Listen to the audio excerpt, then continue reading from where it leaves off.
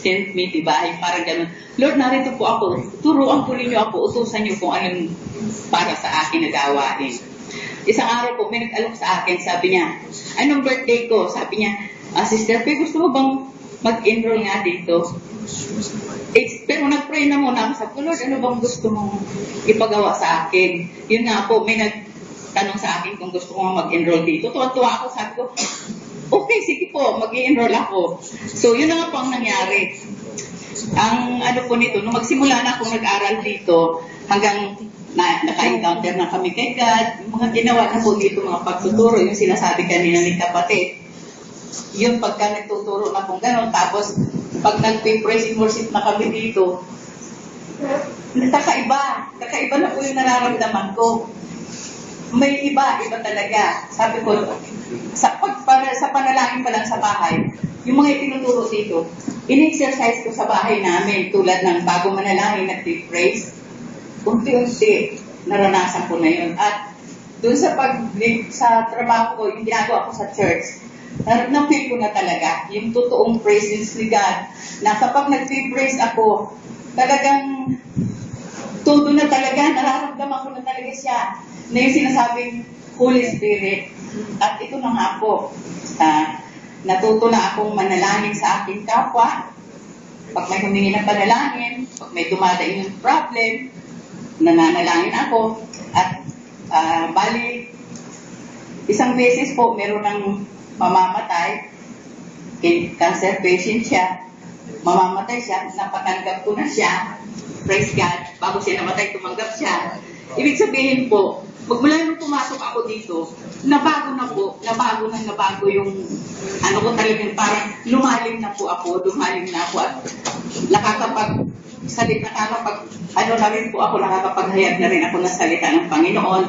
At tumatayo na po ako doon sa harap namin, na nag-o-offering na ako, prayer, lahat nagagawa ko na po. At yung pagharap ko sa mga kapatid, naging totoo na po ako. Kasi yung nung una talaga po, nung hindi pa ako pumapasok dito, sabihin na po, matatawa kayo, may dala pa akong kaplastikan sa buhay ko bilang isang Kristiyano. Naamin ko po yun. Kaya nung mag-aral ako dito, talaga sinuka ko lahat kay Lord talaga. Kaya doon ko po nakuha talaga yung pakiramdam na sabi ko, Lord, ikaw ba yan?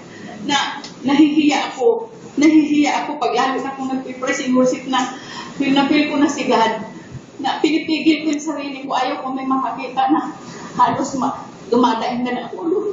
Ganun ako sa pag-aano ko talaga kay God, lalo na kung inaano ko yung kabanalan ng Panginoon, pag binabanggit ko, talagang hindi ko mapigilan ng sarili ko at nararamdaman ko siya. At yun nga po, sa mga panalangin ko kay God, sabi ko, Lord, ano po bang gusto niyong gawin ko? Nahihiya po ako sa iyo. Matagal na akong Kristiyano. Akala ko po, okay na ako.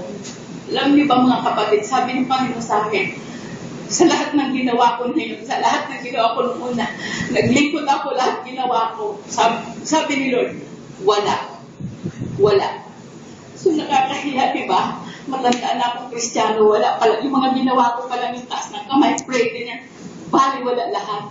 Pero nung mag-aral ako dito sa CIT, dito ko talaga na-feel lahat ng yung pagbabago sa buhay ko. Maging sa pamilya ko at purihin ang Panginoon.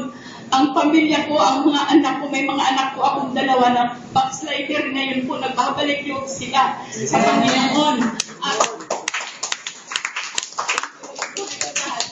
At inano po sa akin ng Panginoon, sabi niya, sige, bago ka humayo, sabi niya, kasi talagang sabi ko, Lord, gusto kong humayo. Unahin mo ang Jerusalem mo. Di ba ang Jerusalem natin, yung family natin? Sabi ko, Lord, kaya ko ba to? Kaya ko.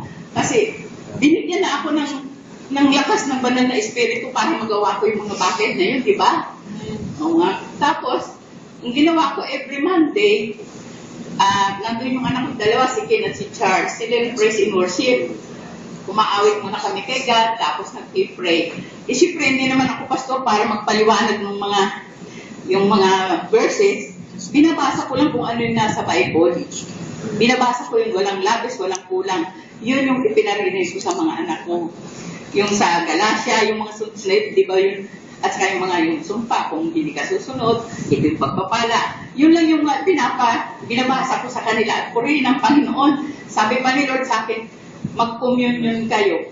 Nagawa ko po lahat yan.